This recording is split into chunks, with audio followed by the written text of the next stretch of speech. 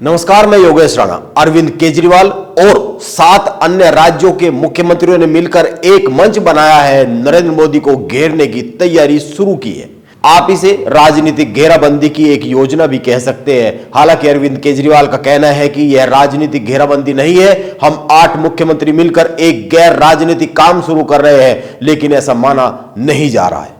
माना यह जा रहा है कि यह पूरी तरीके से एक राजनीतिक मुहिम है। आइए पहले यह जानते हैं कि अरविंद केजरीवाल भाजपा के चारों ओर किस तरह का क्या चक्रव्यूह रच रहे हैं और वो इस चक्रव्यूह में कितने कामयाब हो सकते हैं, इस पर बात की जानी चाहिए। अरविंद केजरीवाल ने एक प्रेस कॉन्फ्रेंस की और कहा, हम 8 राज्यों के 8 मुख्यमंत्री मिलकर G8 बना रहे हैं।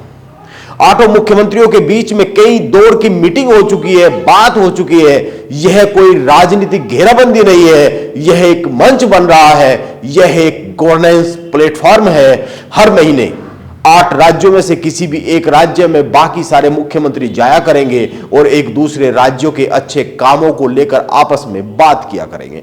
यानी कि जहां जो अच्छी बातें होगी वो दूसरे उसको ग्रहण करेंगे। अरविंद केजरीवाल ने यह बात कही है। अरविंद केजरीवाल ने एक बात और कही है। उन्होंने कहा, वैसे तो 8 मुख्यमंत्रियों को एक प्रेस कॉन्फ्रेंस करके इसकी घोषणा की जानी थी, यह जो G8 की घोषणा की गई है, लेकिन मैं यहां प्रोटोकॉल तोड़ते हुए आपको यह जानकारी दे रहा हूं। यानी एक सवाल गुट बनने से पहले ही, मंच बनने से पहले ही जन्म ले चुका है।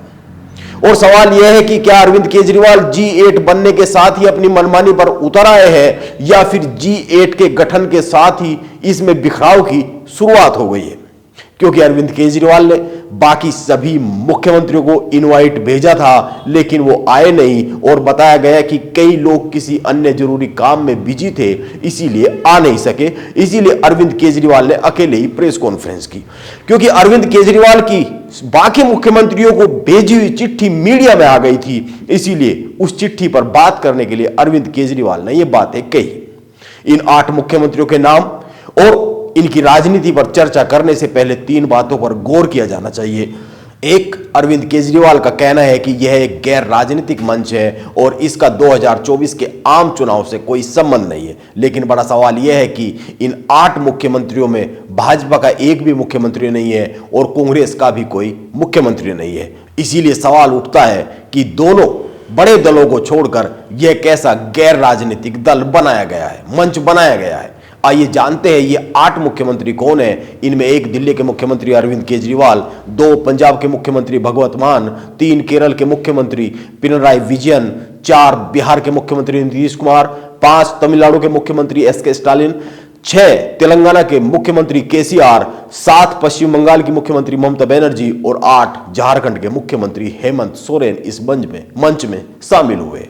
इस तरह से यह साफ है कि इनमें एक भी भाजपा शासित राज्य का मुख्यमंत्री नहीं है और ना ही कांग्रेस शासित प्रदेश का मुख्यमंत्री है। इसीलिए यह कहना कि यह एक गैर राजनीतिक संगठन है, इस पर संदेह किए जाने के पर्याप्त कारण है। क्योंकि जहां भाजपा की सरकार है प्रदेश में और जहां कांग्रेस की सरकार है, कुछ तो अच्छे काम वहां भी हो रहे होंगे, वो भी अन्य प्रदेशों के साथ शेयर किए जा सकते थे। और अगर मान लिया जाए वहां कोई अच्छा काम हो ही नहीं रहा है, तो जहां अच्छे काम हो रहे कम से कम उनको बताने ही उन प्रदेशों में जाया जा सकता था। इसीलिए यह कैसा गैर राजनीतिक मंच बना है, इस पर पर्याप्त संदेह किया जा सकता है। और यह माना जा सकता है कि यह नरेंद्र मोदी को 2024 के चुनाव में घेरने की एक अपनी ही तरह की अलग मुहिम है। आप इसे थर्ड फ्रंट कह सकते हैं या थर्ड फ्रंट बनाने की कोशिश कह सकते हैं। लेकिन सवाल पैदा होता है कि क्या विपक्ष की यह मुहिम कामयाब हो पाएगी? क्या अरविंद केजरीवाल इसमें सफल हो पाएंगे? क्या अरविंद केजरीवाल कांग्रेस को छोड़कर सफल हो पाएंगे भाजपा और नरेंद्र मोदी को घेरने में? आप ध्यान दीजिए, यह गोलबंदी अच्छी है, इसकी तारीफ की जा सकती है राजनीतिक तौर पर। लेकिन मैं अक्सर कहता हूं कि चुनाव क्षेत्रीय समीकरण, जातिगत समीकरण और सही जमीनी कैलकुलेशन के साथ किए गए गठबंधन से जीते जा सकते हैं।